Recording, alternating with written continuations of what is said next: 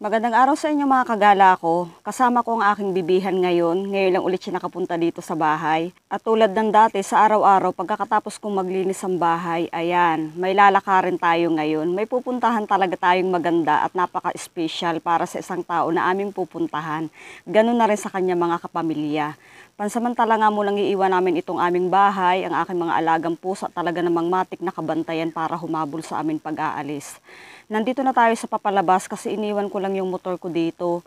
Kasi kapag sobrang putik, nakikisuyo na lang ako dito sa aming kapitbahay na makaiwan ng motor kasi hindi ko kayang ipasok. Nahihirapan lang ako kaya dito na lang siya. Dumaan nga kami mga kagala dito sa bahay kasi dadaanan namin si Mama at habang hinihintay namin si Mama, ayan, naglalablaban kami ni Bibi.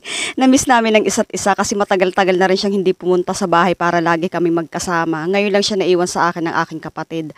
Ayan na nga si Mama, kukunin namin yung puto para i-deliver na rin namin papunta kay Kakang Andong. Kasi birthday ngayon mga kagala ni Kakang Andong, ang aming Kakang Andong na parang pangalawang magulang na rin namin. At ito na nga mga kagala yung ginawa ni Mamang Puto at Kutsinta. Maaga naming i-deliver ngayon kasi baka maaga nilang kailanganin sa pag-aayos nila ng mga handa. Kaya maaga din kaming umibag. Dahil nga mga kagala may kahirapan ng daan papunta sa kanila papataas. Kaya dito ko na lang iniwan sa bungad yung aming motor kasi baka magbaligtad kami pataas at may kataasan nga paakyat. Ako na rin ang nagdala kasi may bahagyang pagkabigat itong bitbit ni Mama.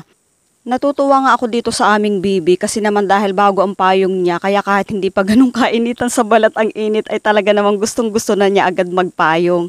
At nag-uutay-utay na rin kami maglakad pataas mga kagala ko. Mga ilang sandali lang naman at nandun na rin kami sa taas kaya nga lang para sigurado hindi na nga kami nagmotor papunta dito paakyat. Nilakad na lang namin para sigurado. At ito na, nandito na tayo. Ayan si Ate Ning, abalang-abala na sa pag-aayos at pagpupunas ng mga bangko. Naka-arrange na rin pala sila dito mga kagala, kagabi pa daw ito. Shoutout nga pala kay Kagawad Mildred Hornelia.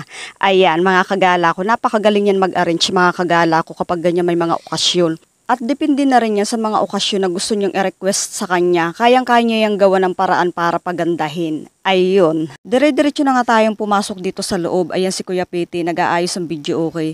Ito si Kakang Ando, ang ating celebrant. Hinanap ko muna siya para bumati at mag-bless na rin. Ito nga siya at busy-busy pa sa kanyang pagluluto. Napakaganda mga kagala ng paligid dito, napaka-presko.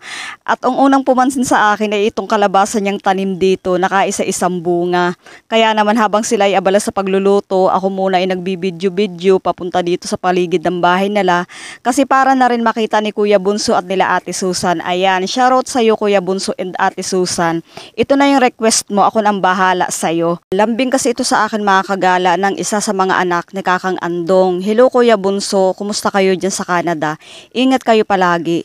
Hindi kasi sila mga kagala makakauwi sa espesyal na araw ni Kakang Andong bukod sa alam nyo naman kapag nasa ibang bansa ay laging sobrang busy. Isa pa mahabang panahon at oras ang igugugol para magbalak baka uwi lamang dito. At ito na nga, makikugulo-gulo muna tayo sa mga nagluluto. Ito na ang team malinig na magugulo. Ito mga kagala nakakamiss dito sa probinsya. Talagang kapag oras ng okasyon, hindi mo na kailangan magtawag para makiusap upang tulungan ka. Dahil agad-agad kapag may naaamoy silang tulungan, matik nandyan na sila. Mamamalayan mo na lang na darating na sila sa bahay nyo para tulungan kayo sa mga gawain dito para sa paghahanda. At naabutan ko nga sila dito, nagluluto pa sila ng biko at ng rice. Dahil kagabi pa nga naman sila naghahanda para sa kanilang pagluluto at kaninang madaling araw totally nilang niluto na ang lahat-lahat ng mga kailangan para sa pagkain ng mga darating na bisita. Kaya itong biko na lang yung pahabol na niluluto nila. At habang nga sila ay nagluluto talaga naman nagkukulitan pa. Kaya naman ang tawanan kung maririnig nyo lang, puro kalulukuhan. Si Kuya Piti, si Kuya Alex, at si Camillo na Asi ang naiwan dito. Yung iba ay medyo nagpahinga na muna, umuwi sa kanilang bahay para mag-alam ng mga hayop ngayong umaga. At ito na nga si Kalabasing ang entry niya. Yan oh!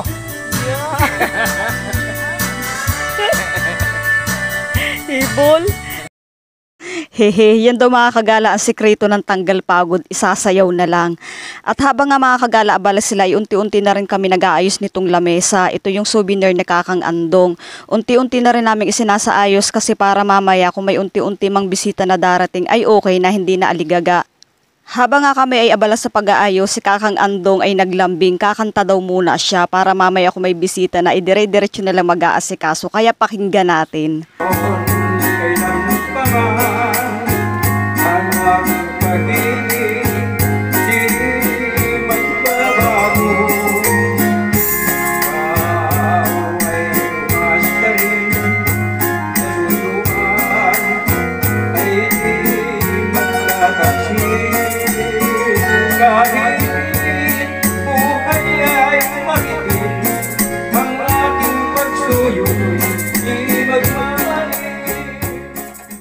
Napakasarap talaga mga kagalang pakinggan ng mga sinaunang kanta noon at marahil alam ko yan ang paborito ni Kakang Andong kapag namimiss niya si Kakang Idang.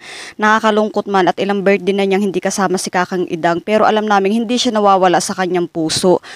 Maya-maya napansin ko bigla siyang nanahimik habang pinakikinggan niya ang kantang Happy Birthday.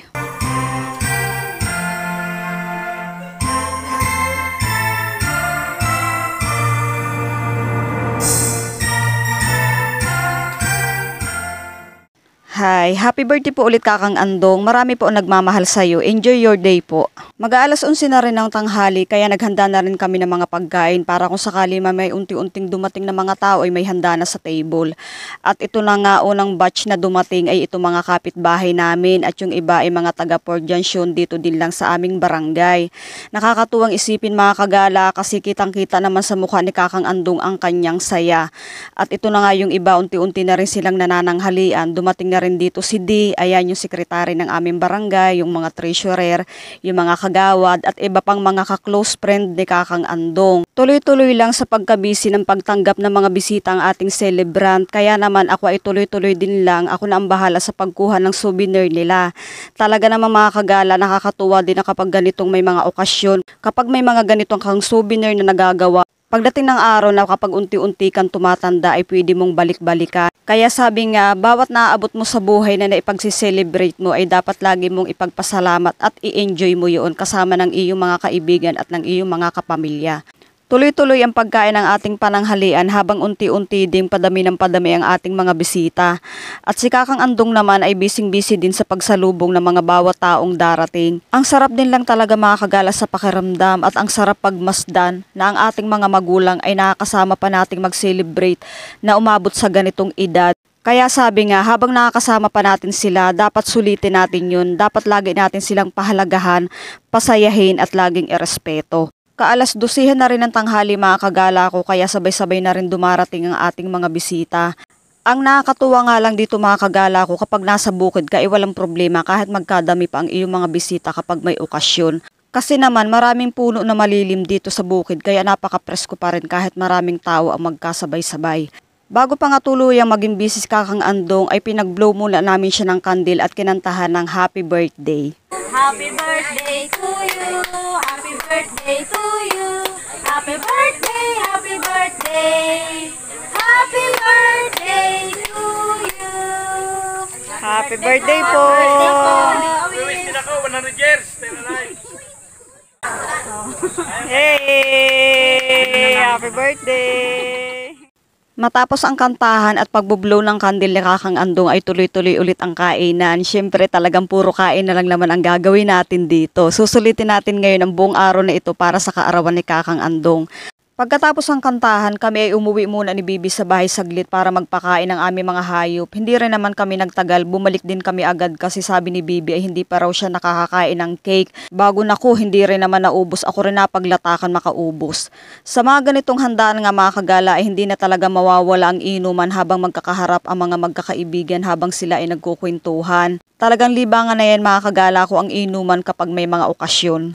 Dahil nga may pasok ang karamihan, kaya naman hapon na rin sila nakarating dito sa paokasyon ni Kakang Andong.